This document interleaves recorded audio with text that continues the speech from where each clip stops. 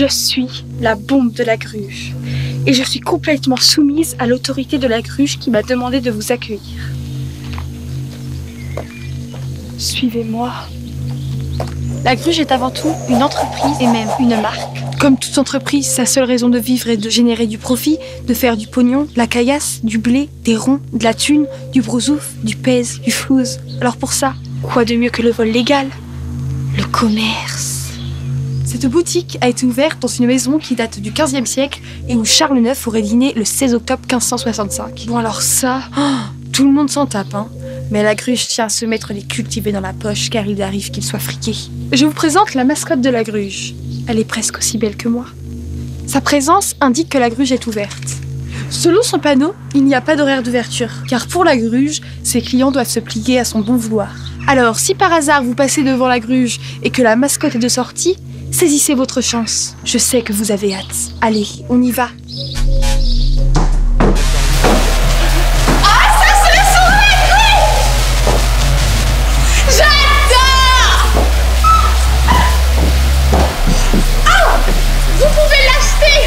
C'est grave cher, mais chaque CD est numéroté et unique.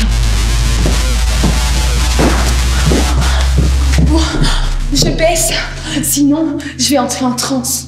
Étrangement, le son de la gruge ne fait pas l'unanimité. Mais la gruge est tolérante, elle accepte de vous vendre du silence. Avant de vous présenter quelques produits, je dois tout d'abord vous inculquer les principes fondamentaux de la gruge. Ici, le client est roi. Blanche, noire, rouge, peu importe, du moment qu'elle se fasse plumer. Pour ça, tous les moyens sont bons. Et la gruge ne recule devant aucune bassesse pour arriver à ses fins. Elle part de ce principe simple. Vous adorez vous faire gruger. Et si vous pensez que c'est faux, c'est que vous adorez croire que vous ne vous faites pas gruger. Alors après, il y a un truc qui commence sérieusement à me saouler, c'est quand les gens entrent dans la boutique et d'emblée me la jouent. Oui, c'est vous qui avez créé ces œuvres, c'est vous l'artiste. Au secours. Déjà, ce qui est à vendre ici ne sont pas des œuvres, mais des produits. Est-ce clair? Faudrait voir à ne pas inverser la hiérarchie. La gruge risquerait de mal le prendre. Et alors après, qui fait quoi? Mais on s'en cogne, mais d'une force. Quand vous allez chez Célia, vous demandez au vendeur si c'est lui qui a cousu cet affreux t-shirt tout mou? Non. Aikyo, vous demandez à l'hôtesse si c'est elle qui a conçu cette étagère minable qui brinque-balle les gingoles avant même d'être montée? Non plus. Eh bien, c'est pareil à la gruge. On s'en tamponne le coquillard si tel ou tel machin a été pondu par un gamin dans un atelier sordide au fin fond de la Malaisie ou par ma grand-mère. Ce qui est vendu ici est proposé par des faiseurs qui doivent garder l'anonymat. Oui, des faiseurs, et non des créateurs et encore moins des artistes. Oh, y a rien de pire.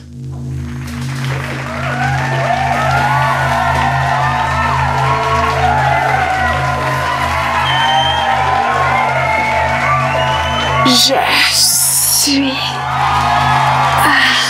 artiste. La bonne blague. Pourquoi pas du bénévolat tant qu'on y est? Non. De toute façon, vous pouvez croire que la gruge produit de l'art ou de la daube en boîte que lui chaud. Tant que vous n'êtes pas client, vous n'existez même pas. C'est bien connu, les choses ont la valeur qu'on leur donne. Or, la gruge n'a pas de concurrence, car ses produits sont uniques. Ce sont ses clients qui sont mis en concurrence les uns contre les autres. Comme vous le voyez, le prix de départ est de 0 €. Pour enchérir, vous devrez vous acquitter de droits d'enchère. Ceux-ci sont calculés en fonction de la hauteur de votre enchère. Lorsque l'enchère a atteint une valeur tenue secrète, la gruge prévient les enchérisseurs que l'enchère sera clôturée 1 mois plus tard. La dernière semaine, vous ne pourrez plus enchérir qu'en vous rendant la gruge. Si vous remportez l'enchère, les droits d'enchère sont considérés comme un acompte, sinon ils sont perdus.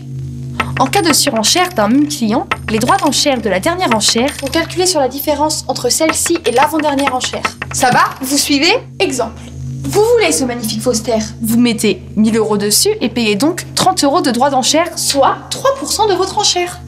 Un Gus se pointe après vous et met 1010 € dessus. Lui, il drague 20 € et 20 centimes de droits puisque son enchère dépasse les 1 000 €. Il doit être plus malin que vous, celui-là. La gruge balance la date de clôture. Oh zut! Vous ne pourrez pas aller à la gruge ce jour-là. Vous le voulez quand même, ce Foster. Alors, vous mettez 1050 € dessus. Comme la différence entre vos deux enchères s'élève à 50 €, vous devez verser 15 €, soit 30% de cette différence. Décidément, vous n'avez pas monté le tiède, vous. Bien entendu, le Gus se porte à la clôture et vous vous faites cramer et vous avez perdu 45 €. Eh bah oui, c'est dommage, mais c'est comme ça la vie. C'est assez clair ou faut que je reprenne? Eh bah non, je vais pas reprendre, vous avez qu'à reculer sur la vidéo. Rassurez-vous, tout n'est pas à vendre aux enchères. Dans le genre bien tordu comme il faut, je vous présente le N+1 numéro 17 qui coûte 17 €. Le numéro 1 a été vendu 1 € et le numéro 1734 sera vendu 1734 €. Alors, si vous êtes du genre spéculateur, je ne saurais trop vous conseiller de vous manier les fesses. De la même manière, certains produits peuvent être dupliqués et sont à prix fixe.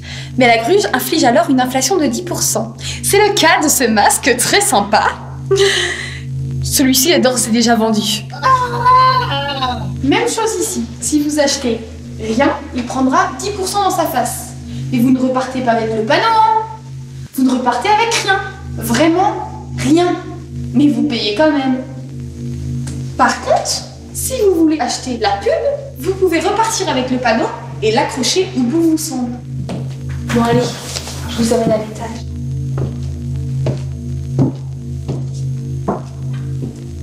En fait, non, j'ai plus envie. C'est pas un peu chaud, non?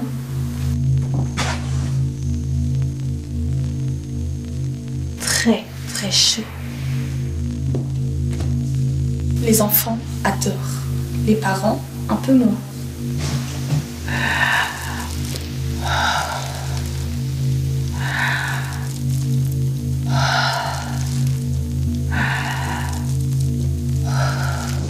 La Gruge tient à son image de marque. C'est pourquoi elle fait du greenwashing et va bientôt se lancer dans le charity business. Le cinoche est un animal mythique qui fait rêver les foules. Ses poils sont rares et très recherchés. Dans votre loft somptueux, vous avez sûrement un mur sans ouverture.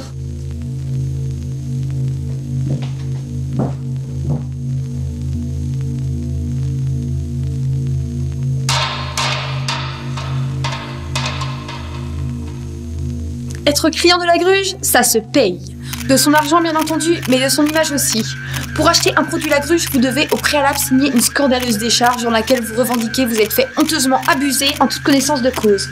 Que vous avez acheté un produit sans aucune garantie et qu'en plus, vous cédez gracieusement à La Gruge le droit de tirer votre portrait et de le vendre. Ça va sans dire.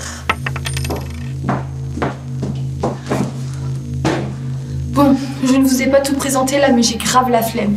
De toute façon, l'intégralité des produits La Gruge sont sur www.lagruge.fr. Donc si vous voulez venir à La Gruge sans vous casser les dents sur une porte fermée, envoyez un mail à cette adresse pour convenir d'un rendez-vous.